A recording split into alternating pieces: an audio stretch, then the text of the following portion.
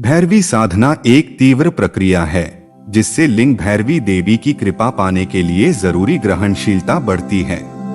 स्त्री पुरुष दोनों ही इसे कर सकते हैं। इस साधना से मिलने वाले फायदे क्या क्या है? भैरवी साधना कैसे शुरू करें? भैरवी साधना का प्रभाव क्या होगा? नमस्कार मित्रों, आज समझेंगे भैरवी साधना को। आज के तथाकथित आधुनिक समाजों में समय समय पर की जाने वाली साधना को लोग समझ नहीं रहे हैं, जानते ही नहीं हैं। लोग साधना को भूलते जा रहे हैं।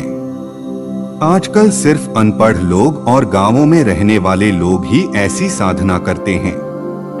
जब लोग पढ़ लिख जाते हैं तो कोई सही काम नहीं करते। आधुनिक शिक्षण लोगों को इधर उधर बिखेरने वाला बना रहा है। ये लोग समूहों में आने से कतराते हैं।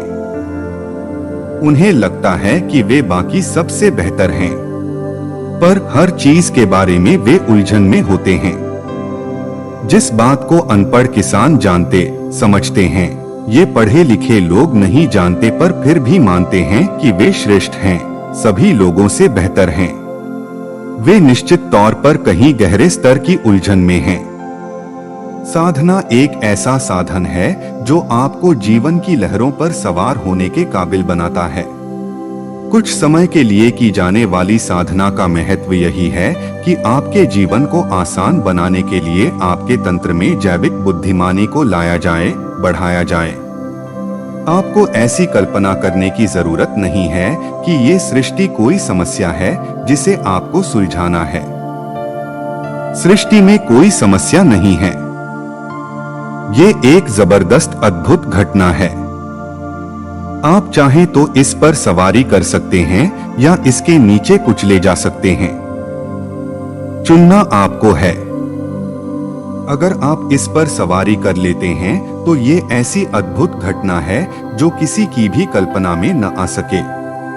अगर आप इसके नीचे कुचले जाते हैं तो ये एक भयानक चीज है। नंबर 1, साधना। जीवन की लहरों पर सवार होने का तरीका सीखना।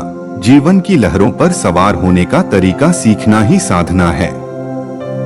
साधना शब्द का शाब्दिक मतलब है कोई साधन या उपकरण।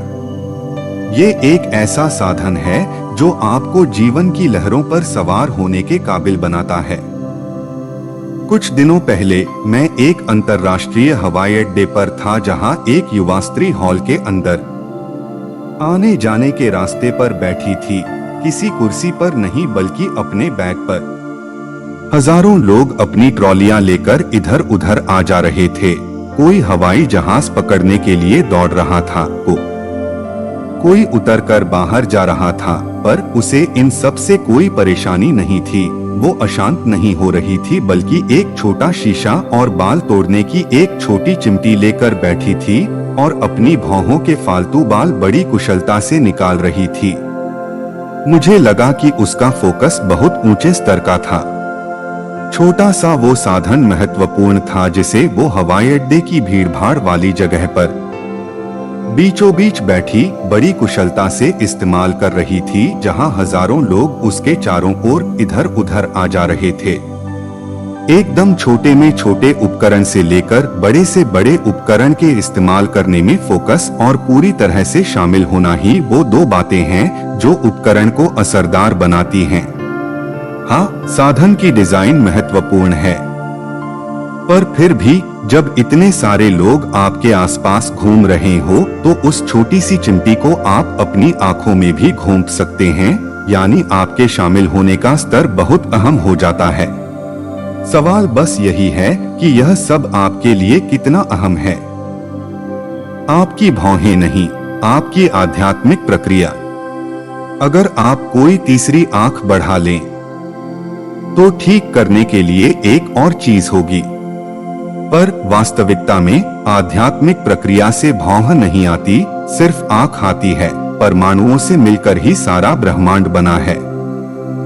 वे इतने सूक्ष्म हैं कि आप उन्हें माइक्रोस्कोप में भी नहीं देख सकते। हम उन्हें अनदेखा कर सकते थे, पर उन्होंने ही तो सब कुछ, सारा ब्रह्मांड बनाया है। ऐसी सरल चीजों को हमें अनदेखा नहीं करना चाहिए। हमारा जीवन इसीलिए जटिल हो जाता है क्योंकि हम ऐसी सरल चीजों पर पर्याप्त ध्यान नहीं देते, उन्हें महत्वपूर्ण नहीं मानते, उन्हें अनदेखा करते हैं। अगर आपने इन सब चीजों की परवाह की होती तो जीवन अद्भुत होता। कैसे बैठें, खड़े हों, सांस लें, ये सरल चीजें अपने जीवन में महत्वपूर्ण बनाइए। तब आपका जीवन एक शालीन सुंदर प्रक्रिया बन जाएगा। यही तो साधना है। आपके जीवन का एक ही लक्ष्य ये होना चाहिए कि आप अपने जीवन को सबसे ऊंचे, सबसे अच्छे ढंग से जिएं। तभी जीवन अर्थपूर्ण होगा, नहीं तो बेकार ही होगा। आपको वो करने की जरूरत नहीं है जिसे मैं सबसे अच्छा मानता हूं, पर आप जिसे सबसे अच्छा, सबसे ऊंचा मानते हैं, कम से कम वो तो होना ही चाहिए। आप जिसे सबसे ऊंची बात मानते हैं, वो अगर आपके जीवन में नहीं होती तो ये एक बेकार का जीवन है। व्यर्थ जीवन मत बनिए, क्योंकि जीवन में सबसे ज्यादा कीमती चीज जीवन ही है। हीरे, मोती, धन संपत्ति वगैरह नहीं है। तो आप ये अभी समझेंगे या फिर तब जब आप मृत्युशैया पर होंगे और आखिरी सांस ले रहे होंगे। किसी न किसी दिन तो आप समझेंगे ही। तो बस आज का दिन इसके लिए सबसे अच्छा है। नंबर 2, भैरवी साधना के फायदे। अपनी भावनात्मक बुद्धिमानी बढ़ाइए। ये साधना मूल रूप से आपकी भावनात्मक बुद्धिमानी को ज्यादा मजबूत, शक्तिशाली बनाने के लिए है। आज की दुनिया में बुद्धिमानी को IQ से ही जोड़कर देखा जाता है।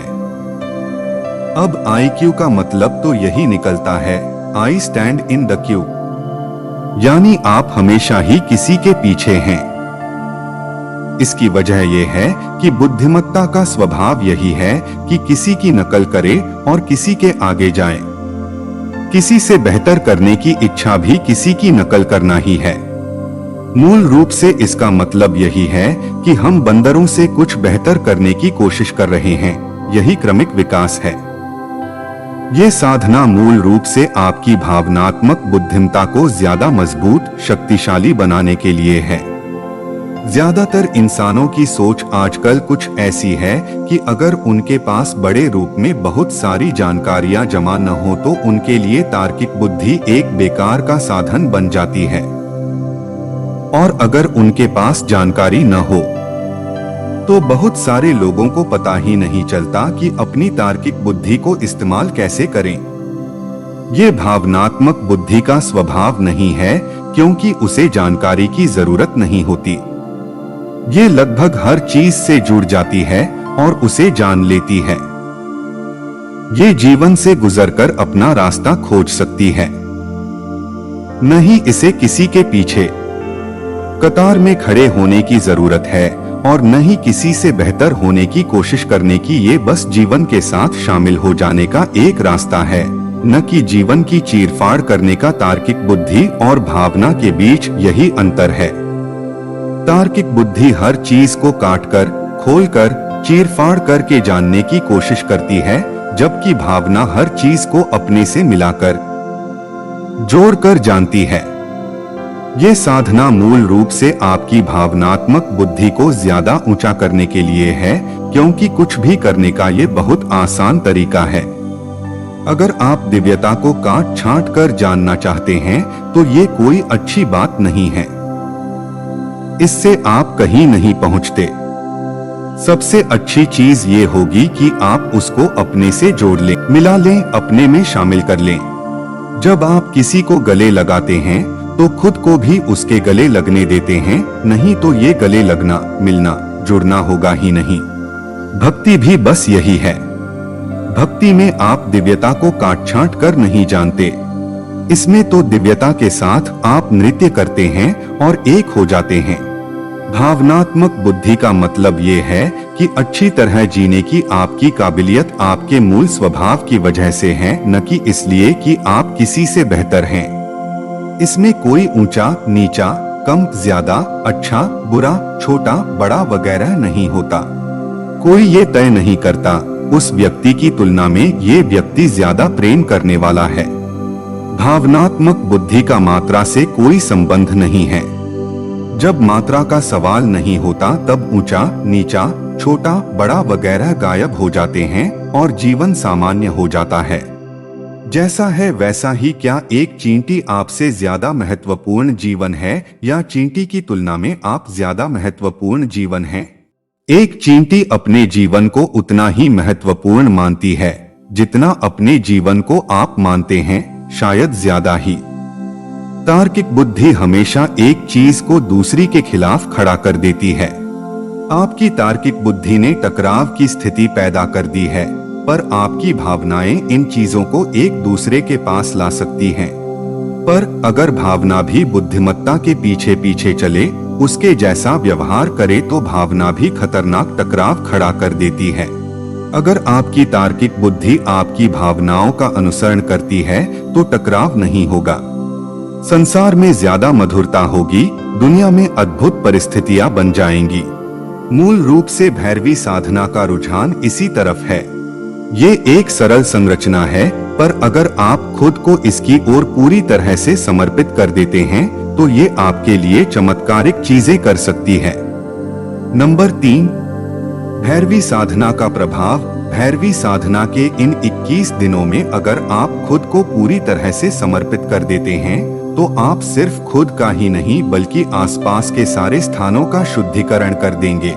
इससे राष्ट्र को और सारी दुनिया को बहुत फायदा होगा। और भक्ति कोई सिर्फ 21 दिनों का काम नहीं है, आपको रोजाना ही इसके साथ पूरी तरह से, उससे भी ज्यादा प्रवाहित होते रहना चाहिए। ये कोई करने या न करने की चीज नहीं है, ये कुछ ऐसी चीज है जिसे आप जीते हैं। भक्ति आपकी सांस की तरह है।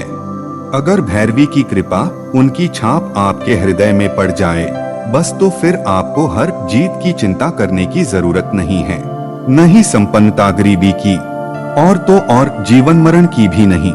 जो भी दिव्यता की गोद में पहुंच जाता है उसके लिए ये सब चीजें मामूली हो जाती हैं, उनसे उसे कोई फर्क नहीं पड़ता। मेरी शुभकामना है कि ये प्रक्रिया आपको पूरी तरह अभिभूत कर दे।